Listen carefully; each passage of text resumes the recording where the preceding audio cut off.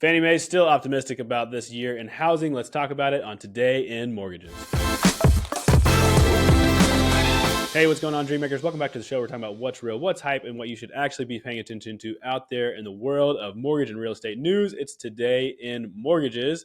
I got Rich Jefferson back with me in the hot seat. How you doing, Rich? I'm great, Michael. How are you, sir? I'm doing okay, but yesterday I sent you a message. I'm like, Rich, I need something good to talk about tomorrow. I'm kind of down in the dumps, and you found this article. You sent it to me. It makes me feel better about things. So let's talk about it. This is an article from Housing Wire, and the title of it is "Why is Fannie Mae Optimistic About Housing Market Recovery?" So, Rich, obviously, there's been a little bit of less than ideal economic market news in the last couple of weeks. What are some of the indicators that maybe had me down yesterday? Well, If you had listen, to I mean, step there's into my just, head. yeah, I understand. It's easy to, if you just read and listen to every single report that comes out, you can really get bogged down in the dirt because you got to look beyond it. You got to look deeper into a lot of these articles to realize what's happening. A lot of what's happening today with rates is just, it is temporary. We saw a little bump in interest rates due to better than expected economic news, right? But again, we're looking historically on all of these reports, right? We're 6 or 3 months behind on all this stuff, but what we're feeling today is completely different. And what we're feeling today will likely show up in the next 45 or 60 days. And things are just not great.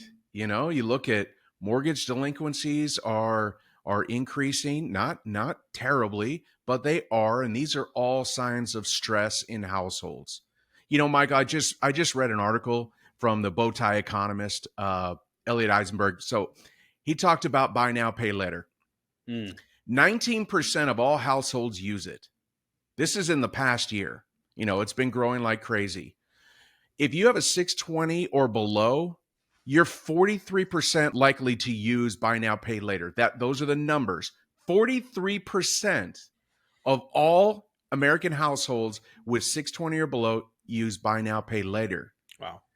That is crazy. And the most crazy piece of that, even diving deeper, is most of it is on groceries. I saw an advertisement for Instacart the other day, and they were pushing the buy now, pay later. And it just blew my mind that you would, finance groceries and have them delivered at a surcharge and put that on credit.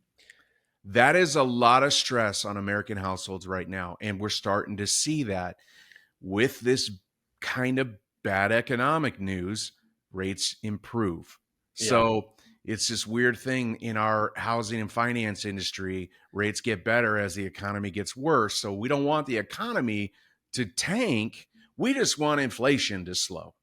And that's what Doug Duncan, the chief economist for Fannie Mae, is basically being quoted in this piece when he was interviewed, is that they at Fannie Mae expect much softer economic news over the next 6 to 10 months throughout the year.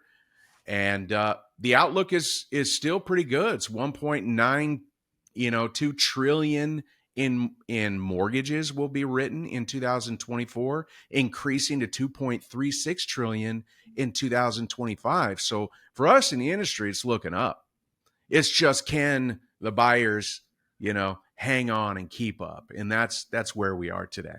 So, Rich, when we're talking about the long term, you see something rosier picture than maybe what we can see in the day-to-day headlines that I'm reading every day. So I think that's important for all of us out there to look at and to really take a step back and look at the industry as a whole, where things are going. Obviously, things can get a little tough right now, but if we're looking forward, Rich, thank you for making me a bit more excited about that.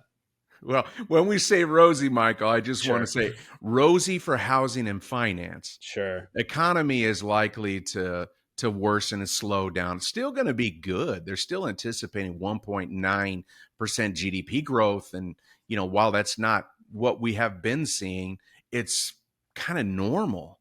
And so that's all good. Now, we just hope that your first-time home buyers can keep up, right? I mean, as interest rates come down, their buying power increases, but so does the seller's ability to basically not concede anything on the sales price, because there's going to be more buyers that are qualifying for homes now, which means it's going to be more competitive. Well, Rich, I'm crossing my fingers that maybe in some weird, bizarre scenario, just like we saw when rates went up, that the economy didn't immediately go into a recession like a lot of people thought it would. Maybe we can get to the point where inflation's low. We can bring those rates back down and everything's rainbows and sunshine. But that's a big if. So until then, we'll keep looking and we'll keep looking forward. But thank you, Rich, for your expertise on the subject. Anything else you want to say about that before we sign off today? Yeah, man, if you're in the real estate or mortgage industries, just keep seeding the fields. Stay positive with your clients, keep them motivated, keep showing homes, keep showing loan products for our mortgage people. There is a loan product for everybody right now. So keep looking, stay positive, and just keep getting after it. Good word, Rich. You're always bringing the good stuff. And especially here in the network, Rich is always there to coach and encourage our people for that long view and making sure that they're set up for strong business in the years to come. So if you're interested in learning more about that and how you can be a part of the best network in mortgages, click the grow link below. We'll get you connected with all the resources that you need to know all about us here at the network. So everybody, thank you so much out there for watching, listening, wherever you are. We appreciate you. Rich, thanks for joining us, making me smart on today's topic, and we will see you next time on Today in Mortgages.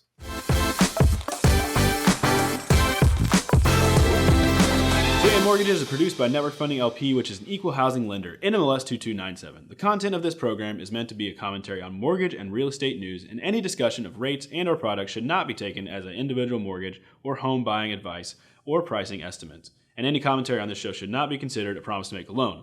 All applicants for a loan must qualify, and you should consult a professional regarding your individual loan scenarios for your financial situation. Visit our website at nflp.com/licenses for all state licensing and other legal information.